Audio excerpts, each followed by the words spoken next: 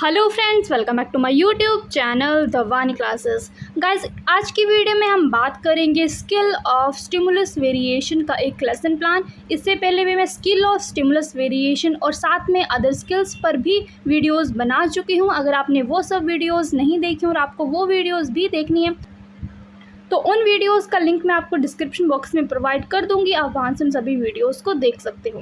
चलिए अभी बात करते हैं स्किल ऑफ स्टिमुलस वेरिएशन का आज का lesson plan. But lesson plan को बनाने से पहले हमें इस स्किल के कंपोनेंट्स के बारे में पता होना चाहिए कि इस स्किल के कंपोनेंट्स क्या क्या होते हैं और हम उन कंपोनेंट्स को कहाँ पर यूज़ करते हैं। तो पहले कंपोनेंट्स देख लेते हैं, फिर उसके बाद लेसन प्लान स्टार्ट करेंगे। जो स्किल है स्टिमुलस वेरिएशन, उसके 8 कंपोनेंट्स हैं, जिसमें से पहला कंपोनेंट है मूवमेंट। मूवमेंट तब यूज़ किया जाता है जब टीचर कोई मूवमेंट करता है, जब वो ब्लैक बोर्ड पर लिख रहा है या फिर क्लासरूम में वो आगे पीछे जा रहा है, तो वहाँ पर मूवमेंट कंपोनेंट यूज़ होगा। देन आएगा जेस्चर। जब टीचर ने जेस्चर का यूज़ किया, जैसे स्माइलिंग होगी, हाथ से कोई इशारा किया, तो वहाँ पर जेस्चर का यूज़ होता है। थर्ड आता है चेंज इन वॉइस। जैसे टीचर अपनी वॉइस में चेंज लाता है, यानी कि वॉइस मॉड्यूलेशन करता है, तब कंपोनेंट यूज़ होता है चेंज इन वॉइस। देन आता है फोकसिंग।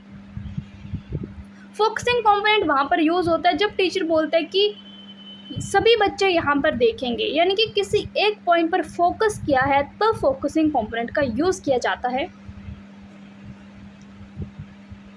फिफ्थ कंपोनेंट आता है चेंज इन इंटरैक्शन पैटर्न, की इंटरैक्शन क्लासरूम में किस तरह की होती है। पहला आता है टीचर ग्रुप इंटरैक्शन।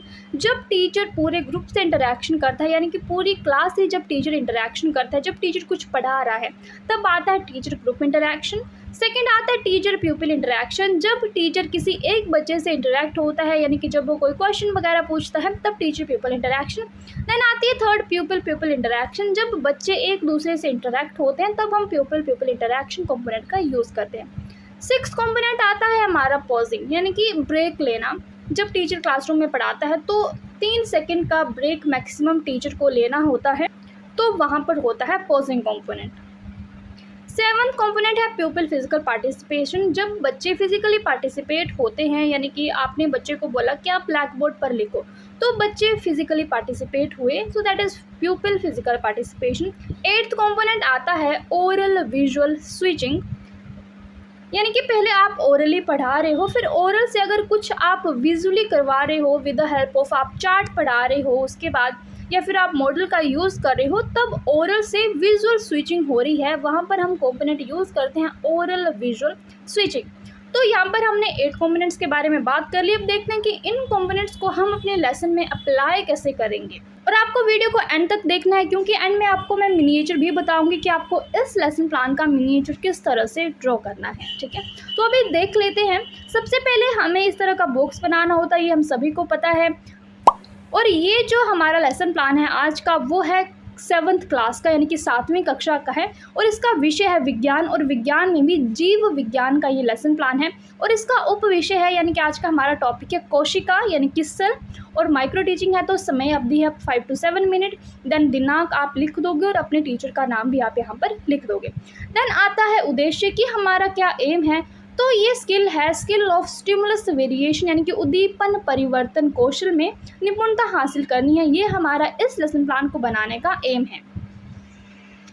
उसके बाद आता है हमारा प्रस्तुतिकरण, कि हमने किस तरह से लेसन प्लान लिखा है। हमें 5 कॉलम्स बनाने होते हैं। पहले आता है विषय वस्तु, जहाँ पर आप अपने टॉपिक का नाम लिखते हो। देन छात्र अध्यापिका कार्यकलाप, आपका जो भी एक्टिविटी होगी वो 2nd कॉलम में आएगी। देन छात्र कार्यकलाप, जो स्टूडेंट्स एक्टिविटी होगी वो 3rd कॉलम में। श्यामपट लेखन, जो भी ब्लैक बोर्ड पर एक्टिविटी होगी वो 4th कॉलम में। और घटक, जहाँ पर आप किसी भी कॉम्पोनेंट का यूज़ करोगे, जिन कॉम्पोनेंट्स के बारे में अभी पीछे हमने बात की, उसके सामने आप घटक वाले कॉलम में उस कंपोनेंट को लिख दोगे। ठीक है, तो अभी शुरू करते हैं। तो हम लेसन प्लान इस तरह से शुरू करेंगे कि नमस्कार विद्यार्थियों, बच्चे आंसर देंगे कि नमस्कार अध्यापिका जी। फिर हम अपने लेसन की इंट्रो देंगे।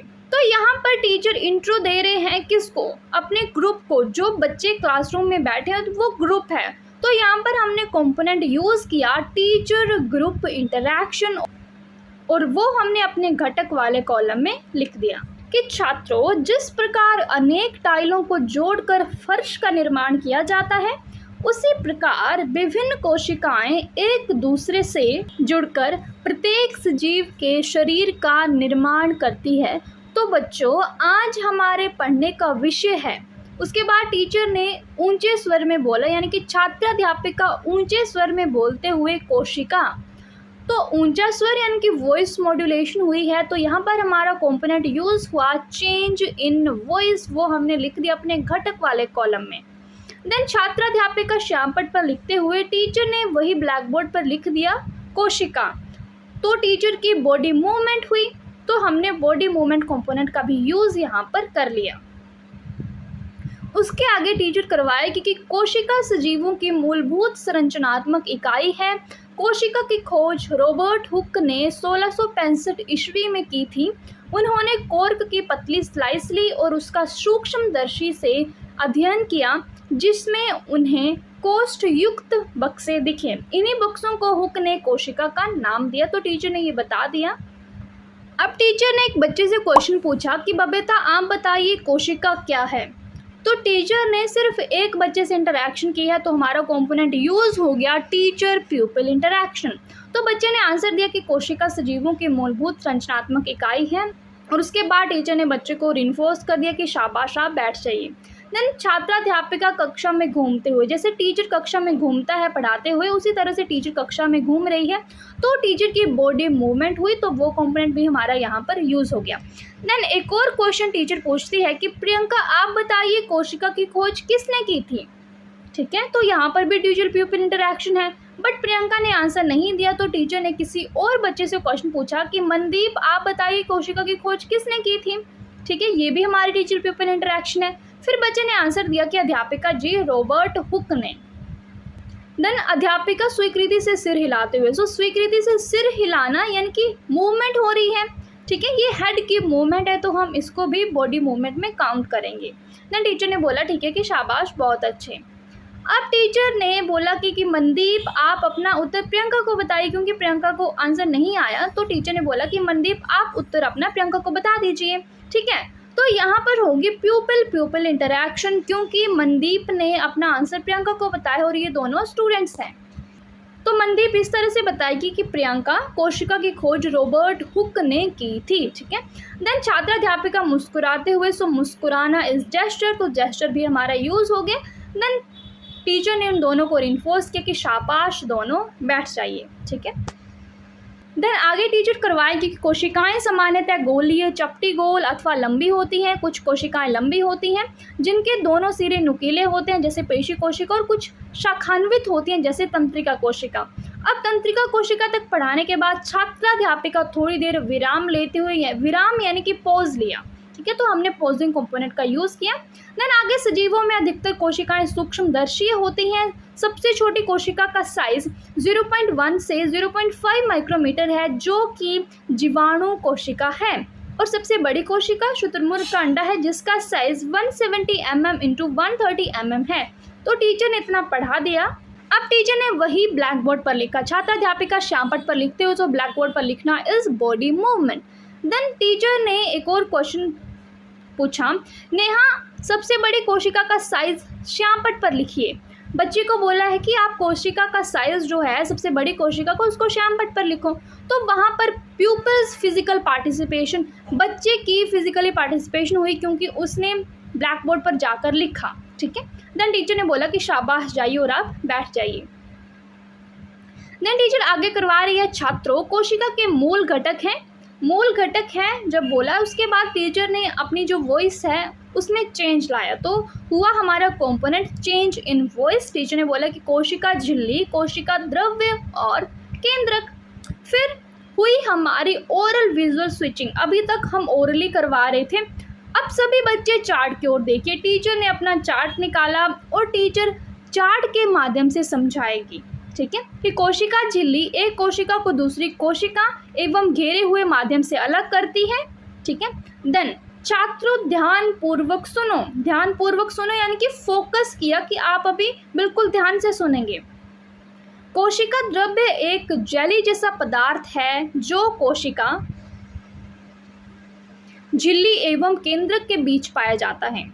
कोशिका के अन्य संघटक जैसे माइटोकॉन्ड्रिया, राइबोसोम, गोल्गी भी कोशिका द्रव्य में पाए जाते हैं। यहाँ तक करवाने के बाद छात्र अध्यापिका थोड़ी देर विराम लेते हुए, सो विराम लेना इज पॉजिंग। देन आगे, केंद्रक कोशिका के मध्य भाग में स्थित होता है। केंद्रक कोशिका द्रव्य से एक झिल्ली द्वारा अलग रहता है जिसे केंद्रक झिल्ली कहते हैं। केंद्रक में धागे के समान संरचनाएं होती हैं जो क्रोमोसोम अथवा गुणसूत्र कहलाते हैं। सो ये वाला पैराग्राफ टीचर ने चार्ट के माध्यम से बच्चों को समझाया है।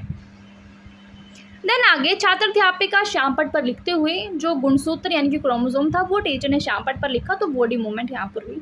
अब क्वेश्चन पूछा जाता है कि दीक्षा आप बताइए कोशिका द्रव्य क्या है, तो टीचर पेपर इंटरेक्शन यहाँ पर हुई। देन दीक्षा आंसर नहीं दे पाती है। देन कविता से क्वेश्चन पूछा जाता है कि कविता कोशिका द्रव्य क्या है। सो कविता आंसर देती है कि कोशिका द्रव्य एक जेली जैसा पदार्थ है जो कोशिका झिल्ली एवं केंद्र के बीच पाया जाता है। देन टीचर ने बोला कि कविता आप अपना उत्तर दीक्षा को बताइए। फिर कविता ने अपना उत्तर दीक्षा को बताया। वहाँ पर हुई प्यूपिल पेपिल इंटरेक्शन। देन छात्र अध्यापिका मुस्कुराते हुए यानी कि जेस्चर। फिर टीचर ने बोला ठीक है तो आप दोनों बैठ जाइए, और एंड में कंक्लूड किया कि अतः छात्रों आज हमने कोशिका और कोशिका के घटकों के बारे में जाना। तो यहाँ तक हमने अपना लेसन प्लान लिख लिया। अब इसके बाद बनाते हैं हम अपना ऑब्जर्वेशन टेबल। इस तरह से जो भी हमारे वो सब कंपोनेंट्स थे उन सभी कंपोनेंट्स को हमने यहाँ पर लिख दिया। फिर हमने टैलीज में काउंट किया कि हमने इन सभी कंपोनेंट्स का यूज़ कितनी बार किया है, फिर टोटल करके हमने यहाँ पर लिख दिया। और एंड में कमेंट और रिकमेंडेशन आप इस तरह से लिखते हो। ये सभी लेसन प्लान में सेम ही होता है। फिर आपके टीचर आपके लेसन प्लान को इफेक्टिव और अप्रूव्ड कर देते हैं।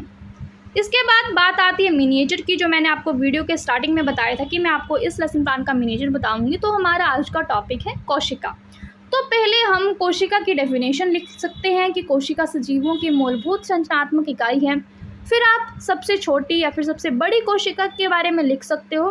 फिर आप जंतु कोशिका या फिर पादप कोशिका का भी डायग्राम इस तरह से बना सकते हो, जिसमें हमने कोशिका के जो घटक थे 3, कोशिका द्रव्य, कोशिका झिल्ली और केंद्रक, उनको यहाँ पर दर्शाया है। तो आप इस तरह से मिनिएचर बना सकते हो। ये मेरा मिनिएचर है। आप अपने तरीके से भी मिनिएचर किसी भी वे से बना सकते हो। So guys that's all for now. Video कैसी लगी कमेंट सेक्शन में कमेंट करके जरूर बताना। वीडियो को लाइक करके जाना, चैनल को सब्सक्राइब नहीं किया तो सब्सक्राइब भी करके जाना। और आगे किस टॉपिक पर वीडियो चाहिए आप मुझे कमेंट कर सकते हो। मैं कोशिश करूँगी कि आपके लिए वो वीडियो भी लेकर आऊँ। So that's all for now. Thank you so much for watching. Bye bye, take care.